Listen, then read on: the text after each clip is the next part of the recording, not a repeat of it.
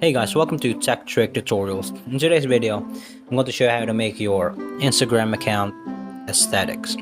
First and foremost, all you have to do is log in to the PC, Instagram PC, or not on your phone. But let's do it on PC. There's absolutely a bunch of themes that are available out there. So, brand identity. If you're representing a brand, consider its values. Go ahead and theme the theme. Okay, it's very important to target the themes because these platforms of Instagram, these suburb semi platforms, offers you theme on one click.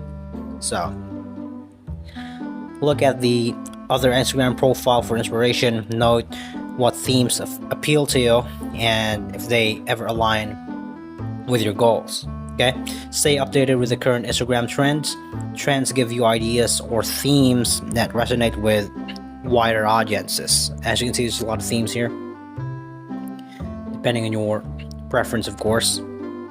Content mix. It's important to have context mixes as well. So just all you have to do is click on one of these themes. I'm sorry for that, and then you guys would eventually have the theme itself. So thank you so much for watching Tech Trick Tutorials, and you guys have a nice day.